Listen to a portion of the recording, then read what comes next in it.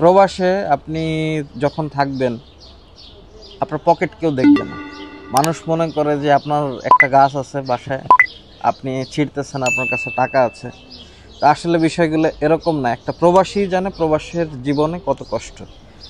প্রিয় দর্শক, আয়না ফেসবুক পেজ এবং ইউটিউবে আপনাদের স্বাগত জানাচ্ছি। আমি সুমু মির্জা। আমার সাথে আছেন ট্রাভেল এক্সপার্ট হিসেবে যিনি মাদ্রিদে এবং ফ্রান্সে, ইউরোপের বিভিন্ন দেশে কাজ করেছেন, বনি আমিন খান। বনি ভাই, কেমন আছেন আপনি? আলহামদুলিল্লাহ। কি অবস্থা, কেমন আছেন আপনি? আলহামদুলিল্লাহ। বনি ভাই, আজকে সুন্দর একটা পরিবেশে বসছি। এটা যদিও কিছুক্ষণের জন্য মনে হতে পারে বাংলাদেশের কোনো একটা জায়গা বা পার্কের মতো। তো এই জায়গাটা সম্পর্কে আপনি একটু প্রেক্ষাপট আলোচনা করবেন। আর আজকে মূল যে বিষয়টা নিয়ে আলোচনা করব সেটা হচ্ছে, বনি ভাই আপনি জানেন যে যারা প্রবাসে থাকে তারা কিন্তু নিজের সর্বোচ্চ দিয়ে ফ্যামিলি বলেন, আত্মীয় স্বজন বলেন, ছেলে মেয়ে স্ত্রী, মানে সবার জন্য নিজের জীবনের যতটুকু স্যাক্রিফাইস করা যায় সর্বোত্তম স্যাক্রিফাইসটা কিন্তু প্রবাসীরা করে। এবং সেই ক্ষেত্রে যারা আত্মীয় স্বজন আছে বা প্রতিবেশী, মানে ফ্যামিলির যারা লোকজন আছে, তারা কতটা ওন করে যে একজন প্রবাসী কতটুকু কষ্ট করে, এখানকার যে রিয়েল লাইফটা প্রবাসীদের, এই ব্যাপারে আপনি কথা বলবেন। প্রথমে আপনি এই জায়গাটা সম্পর্কে একটু যদি প্রেক্ষাপট আলোচনা করেন। ধন্যবাদ আয়না মিডিয়াকে। আসলে আমরা যেখানে আসছি এটা একটা ছোট্ট একটা পার্ক। আপনি জানেন যে আসলে ইউরোপের প্রত্যেকটা এলাকা আবাসন স্থল পরিকল্পিত। ঠিক আছে। আমাদের দেশে আসলে আমরা ঢাকা শহরে দেখতে পাই যে শুধু বিল্ডিং আর বিল্ডিং, বনায়নটা খুব কম হয়। তো ইউরোপের ব্যাপার হলো, ইউরোপে যে আপনার এলাকাগুলা থাকে, প্রত্যেকটা এলাকায় ছোটখাটো পার্ক তারা ক্রিয়েট করে, যে সকালবেলা যারা বয়স্ক আছেন তারা হাঁটাচলা করতে পারেন, বাচ্চারা এসে খেলতে পারে। তো আমরা এরকমই একটা ছোট্ট একটা পার্কে বসে আছি, যেখানে আসলে আমরা যদি দেখাই যে এখানে প্রচুর পরিমাণের গাছ আছে, বাচ্চাদের খেলার ব্যবস্থা আছে, ইভেন যাদের অটিজম, এক্সট্রা অর্ডিনারি যে বাচ্চাগুলা, তাদের এইখানে এই জায়গাটায় অনেক ধরনের এডুকেশন দেওয়া হয়। তো আসলে পরিবেশটা সামারের ভেতরে খুব সুন্দর একটা জায়গা। আপনি জানেন যে স্পেনে গরমটা আসলে, বনি ভাই আমি নিজেও জানতাম না যে লাভাপিয়েস বাংলাদেশের অধ্যুষিত এলাকা, লাভাপিয়েসের একদম মেট্রোর পাশেই এইরকম একটা জায়গা। জি, এটা আসলে অবিশ্বাস্য আমার কাছে। প্রথম আসলে ছিল যে এত বড় ওয়াল দেখলে বোঝা যায় না এই ওয়ালের ভেতরে যে এত সৌন্দর্য, এত লুকায় আছে। তো আসলে প্রত্যেকটা এলাকায় আপনি দেখবেন, আপনি যে এরিয়ায় থাকেন সব জায়গায় কিন্তু পার্ক আছে। এরা পরিকল্পিত একটা আপনার বনায়ন দিয়ে একটা আবাসন এলাকা তৈরি করে থাকার জন্য, যে অক্সিজেনের যাতে কোনো অভাব না হয় বা আপনি হাঁটাচলা করতে পারেন নিরিবিলি পরিবেশে। তো আসলে বাইরের বিষয়টা হলো কি, যে আপনার সব কিছু পরিকল্পিতভাবে হয়। আমরা যারা বিদেশ থেকে আসি, মানে বাংলাদেশ থেকে বিদেশে আসি, আসার পরে আমরা একটা সভ্য জায়গায় আসি, আসার পরে এইখানে খাপ খাওয়ায় নিতে একটু সময় লাগে। আপনি জানেন যে বর্তমানে প্রচুর পরিমাণে মাদ্রিদে প্রবাসীরা আছে যাদের কাজ নেই। আমার কাছে রেগুলার প্রবাসী ভাইরা আসে, তো আমি বিভিন্ন ধরনের বিজনেস আইডিয়া বিভিন্ন কিছু দিয়ে হেল্প করে থাকি। তো আপনার রেগুলারই দেখা যায় যে আসার পরে কাজ নেই। একটা দেশে যখন আপনি আসবেন, কাজ নিয়ে আসবেন, তখন কিন্তু আপনার একটা পার্মানেন্ট কাজ থাকে। আরেকটা দেশ থেকে যখন আপনি মাইগ্রেন্ট হয়ে অন্য দেশে যান, বা আপনি কাজ নিয়ে আসলেও একটা সারভাইভাল একটা টাইম থাকে ভাই। একটা জায়গায় যখন আপনি স্থায়ীভাবে থাকার জন্য আপনি আসেন কাজ করার, তখন আপনার অনেক কিছুর প্রয়োজন হয়। অ্যাটলিস্ট আপনি একটা দেশে যখন আপনি যাবেন, তখন কাঁথা, কম্বল, বালিশ এইগুলোর প্রয়োজন হয়। তো ইনস্ট্যান্ট আপনি যেটা বলতেছিলেন যে ফ্যামিলির সাপোর্ট, এই টাইমটাই সারভাইভাল 3 মাস 4 মাস 6 মাস একটা মানুষের চলতে কিন্তু খুব কষ্ট হয়। ঠিক আছে। অনেকে আমরা দেখে থাকি যে বাংলাদেশ থেকে আর্থিক সহায়তাও নিতে হয়। ঠিক আছে, যেহেতু কাজ পাচ্ছেন না, সে কিছু করারও থাকে না, কিছু করারও থাকে না। তো অনেকে দেখা যায় যে হতাশ হয়ে দেশেও ফিরে যায় এই 3-4 মাস। তো আমি সবাইকে মোটিভেট করি যে আপনারা হতাশ হয়েন না, আপনারা থাকেন, আপনারা কষ্ট করেন। এইখানে আসলে আমি সবসময় বলি যে যারা প্রতিষ্ঠিত, আজকে মাদ্রিদে বলেন, ইউরোপের যে কোনো জায়গায়, যারা প্রতিষ্ঠিত, তারা কিন্তু আসলে তাদের কিন্তু একটা কষ্টের পিরিয়ড চলে গেছে, ঠিক আছে, তারাও কষ্ট করে এই পর্যন্ত আসছে। তো এই পর্যন্ত আসার জন্য আপনি যখন বিদেশে আসেন, আসার পরে আপনি যেখানে থাকেন, যে পরিবেশটা, আপনি একটা মেসে থাকেন বা থাকেন, এখানে 5 জন 5 রকমের হয়। দেখা যায় যে আপনি ঈদের সময়, ঈদের দিন আপনার কাজে যেতে হয়, ঠিক আছে, ঘরে আপনার যখন আপনি ফ্যামিলিতে যখন বাংলাদেশে ছিলেন, তখন আপনি ঘুম থেকে আপনার বাবা মা ডেকে উঠাইতো, সেমাই রান্না করে দিত। বিদেশের লাইফটা এরকম না, ঠিক আছে। এখানে দেখা যায় যে আপনি সকালবেলা দেখা যায় পানি দেওয়া ভাত খেয়ে হইলেও আপনার কাজে চলে যেতে হবে, বা 3 দিন আগের 4 দিন আগের খাবার খেয়ে আপনাকে যেতে হবে। কারণ কি, যারা নিজেরা রান্না করে ম্যাক্সিমাম ম্যাচ বাদে তারা উইকলি রান্না করে রাখে।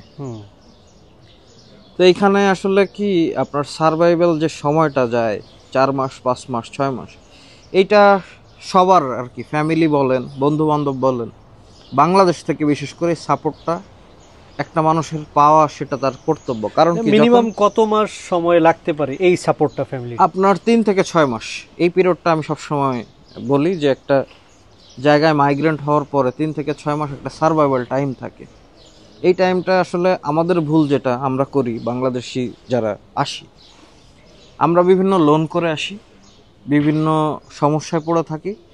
ইভেন আসার পরে আমরা চিন্তা করি খুব দ্রুত আমরা টাকা ইনকাম করব, খুব দ্রুত বাংলাদেশে যাকে যা দিব তারা হ্যাপি হয়ে যাবে। কিন্তু আমি সবসময় মানুষদের বলি যে আপনারা যখন আসবেন, আসার পরে 3 থেকে 6 মাস আপনি সময় নিজেকেও দেওয়া উচিত, ল্যাঙ্গুয়েজ শেখা উচিত। আপনি একটা জায়গায় কাজ না শিখে, ল্যাঙ্গুয়েজ না জেনে আপনি কাজে গেলেন, আপনি ওই 1000 ইউরোই যদি স্যালারিতে ঢুকেন, ওই 1000 ইউরোই দেখা যাবে আপনার 5 বছর 7 বছর আপনি ইনকাম করতেছেন, আপনার কোনো প্রোগ্রেস হচ্ছে না। প্রোগ্রেস হলে আপনার 100-200 ইউরো প্রোগ্রেস হবে। যখন আপনি একটা দেশে আসেন, আসার পরে আপনি ল্যাঙ্গুয়েজ শেখেন, নিজেকে স্কিল বানান, ঠিক আছে, তখন আপনি গিয়ে যে বেসিক স্যালারিটা একটা কান্ট্রির, এটা আপনি পাওয়ার কিন্তু যোগ্যতা রাখেন। বনি ভাই, আপনার কথার মাধ্যমে বুঝলাম যে আসলে ফ্যামিলি সাপোর্টটা ইম্পর্টেন্ট, এবং 6 মাস পর্যন্ত যদি ফ্যামিলি একটু ব্যাকআপ দেয়, কারণ এই মানুষটা কিন্তু তার পরবর্তী জীবনের পুরোটা সময় যতদিন বিদেশে থাকবে তার সমস্ত ইনকামটা কিন্তু দেশে পাঠাবে। এই জন্য এই ভিডিওটা আসলে আমি শুধু ফ্যামিলি যারা প্রবাসে থাকেন ফ্যামিলিরাও দেখবে তাদের জন্য। আমি আরেকটা বিষয় আপনার কাছে জানতে চাই বনি ভাই, যে একটা সময় আজ থেকে 10 বছর আগে কিন্তু সোশ্যাল মিডিয়ার এই ইয়াটা ছিল না, প্রবাহমান ধারাটা ছিল না। এখন কিন্তু প্রবাসে যারা থাকে, আমরা ফ্যামিলি ব্লগ বলি বা ব্লগের মাধ্যমে আমরা দেখতেছি যে অনেক শান শৌকত বা অনেকে যে ইয়েগুলো দেখায় ফ্যামিলি ব্লগগুলোর মাধ্যমে, তারা খুব সুখে আছে বা অনেক লাক্সারিয়াস লাইফ লিড করে। আসলেই কি তাই? এখন আপনি তো এখানে থাকেন, রিয়েলিটিটা কি? আসলেই কি প্রবাসের যারা থাকে তারা কি ওই রকমভাবেই থাকে, বা যারা মেসে থাকে তাদের জীবনযাত্রাটা কেমন? আসলে দেখেন, প্রবাসে যারা থাকে এখানে 2টা টাইপের মানুষ থাকে। মূলত একটা টাইপের মানুষ থাকে যে দেশের জন্য কিছু করতে চায়, আচ্ছা, যে দেশে গিয়ে ভালো কিছু করবে, সে একটা সার্টেন টাইম বিদেশে থাকবে, এরপরে দেশে চলে যাবে। তো ম্যাক্সিমাম টাইমে কি হয় সাইফুল ভাই, আমি আসলে প্রায় নিউজগুলো দেখি কষ্ট লাগে, যে সে সারা জীবন ইনকাম করছে, সে টাকাগুলো তার ফাদারকে পাঠাচ্ছে বা মাকে পাঠাচ্ছে বা ভাইকে পাঠাচ্ছে, পাঠানোর পরে তারা জায়গা জমি কিনছে, কেনার পরে অবশেষে সে যখন দেশে যাচ্ছে, সে যাওয়ার পর কিছুই পাচ্ছে না, তার নামে হয় না, তার নামে কিছুই হয় না। এটাই হলো প্রবাসী। তো এটা একটা ক্যাটাগরি। আরেকটা ক্যাটাগরি হচ্ছে যে আপনার সব কিছু বুঝে শুনে সে ইনভেস্ট করে, ঠিক আছে, যে সব কিছু সে ক্যালকুলেট করে যে আমি দেশে থাকবো না, আমি যেহেতু প্রবাসের খাতায় নাম লিখিয়ে ফেলেছি, তো আমি যখন দেশে যাব, দেশে যাওয়ার পরে আমাকে মানুষজন জিজ্ঞেস করবে যে তুই কবে চলে যাবি এবার। আসলে আমরা কিন্তু মেহমান হয়ে যাই। তো তারা আসলে চিন্তা করে যে এইখানে কোনো কিছু করবে।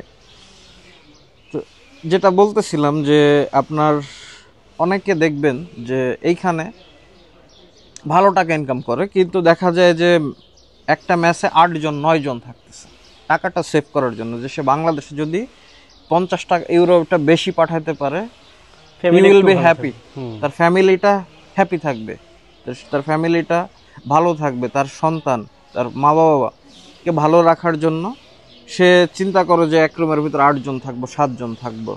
হ্যাঁ, এরকম একটা শ্রেণী আপনার থাকে যারা কষ্ট করে এখানে। কিছু কিছু থাকে যাদের মনে করেন ফ্যামিলিকে দেওয়ার বা ইসের ওরকম প্রয়োজন হয় না, তো তারা আসলে লাক্সারিয়াস লাইফ যেটা আমরা আসলে সোশ্যাল মিডিয়া দেখি, তো এইটার সাথে বাস্তবতা ভাই অনেক কঠিন, অনেক অমিল। হ্যাঁ, আপনি কারো গাড়ির সামনে গিয়ে 2টা ছবি তুললেন, আপনি ফেসবুকে সোশ্যাল মিডিয়ায় পোস্ট দিলেন, হ্যাঁ, দেওয়ার পরে বাংলাদেশ থেকে কি হয়, এই গাড়ি কিনে ফেলছে বন্ধুর কাছে কিছু চাই। তো বাংলাদেশের ট্রেন্ড হলো কি, যদি আমরা একটু ভালো পোশাক পরে বিদেশিরা করি, দেখবেন আপনাকে ফোন দিয়ে বলবে এই আইফোন পাঠা। ঠিক আছে, আসলে এই আইফোনটা কিনতে হলে 1300-1400 ইউরো, 1500 ইউরো, তার যে পুরো একটা মাস কঠোর পরিশ্রম করতে হয়, সে কিন্তু ওইখানে থেকে বুঝতেছে না। অথবা আপনার ছোট ভাই বা আপনার কেউ একজন বাইক চাইতেছে, একটা বাইক 1-1.5 লাখ টাকা, 2 লাখ টাকা।